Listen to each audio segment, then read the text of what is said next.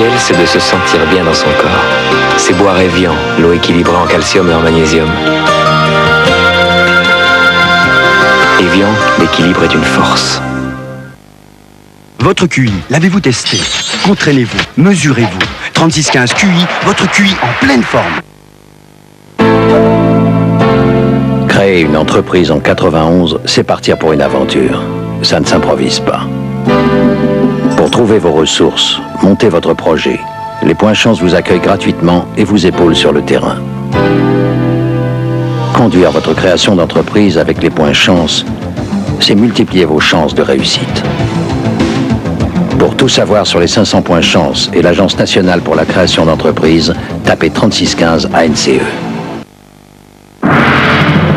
Cathay Pacific est la première compagnie à vous offrir des vols sans escale pour Hong Kong.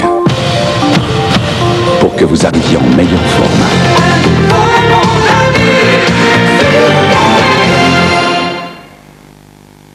Magic Boulevard, le 45 tours et l'album de François Feldman avec énergie. Magic Boulevard.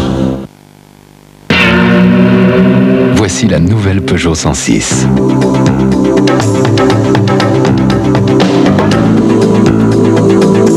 Voici venu le temps des grandes sensations.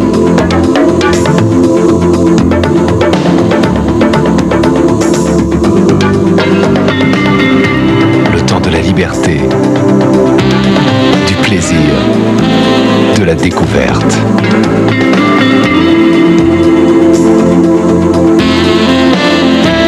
La nouvelle Peugeot 106 agrandit tout, même les mots pour le dire.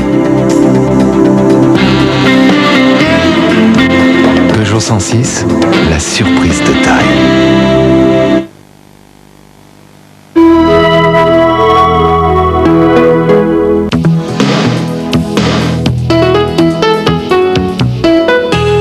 Aujourd'hui, 26 novembre, 7243 jours que je suis en prison.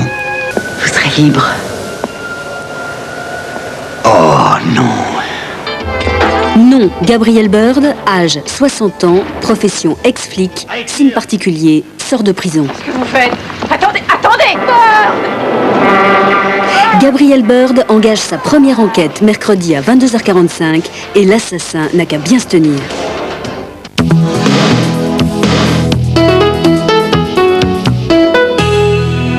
Caractère sur FR3, c'est toujours le même plaisir de partager des livres et des lectures. Alors chaque semaine, je réunis pour vous des auteurs célèbres pour certains, mais aussi des inconnus, de nouveaux talents que j'ai envie de vous faire découvrir. Pour cette première émission, j'ai donc invité Lucien Baudard, dont c'est le grand retour, Jean d'Ormesson, Agatha Christophe et Claude Marcus qui signe un tout premier roman. Alors j'espère que vous serez au rendez-vous vendredi 21h40, sinon à quoi ça sert que j'ai lu pendant tout l'été.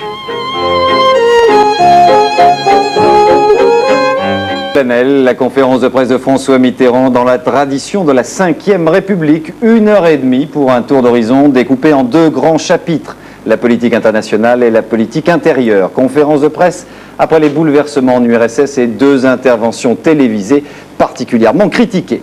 François Mitterrand qui lance tout d'abord une mise en garde à tous ceux qui voudraient transformer l'Europe des 12 en une simple zone de libre-échange. L'Europe doit accélérer son union et tenir tous ses engagements. C'est la seule zone de stabilité. L'Europe doit prendre aussi des initiatives et jouer les arbitres. Il est impératif, j'insiste là-dessus, que la communauté adopte pour la fin de l'année les traités d'union économique, monétaire et politique actuellement débattus au sein des deux conférences intergouvernementales. Tout retard dans le calendrier serait l'amorce de l'échec. Allusion également aux inquiétudes en Occident sur le contrôle des armes nucléaires dans la nouvelle Union soviétique. François Mitterrand propose une réunion le plus vite possible des 4 puissances qui détiennent ce type d'armes en Europe. Côté français, il annonce aussi une décision. Il ne gardera que 30 missiles Hades, la France. Ils serviront donc de monnaie d'échange dans une éventuelle future négociation sur le désarmement. Des missiles qui ne seront pas déployés. En clair, ils resteront rangés dans leur caisse dans des hangars.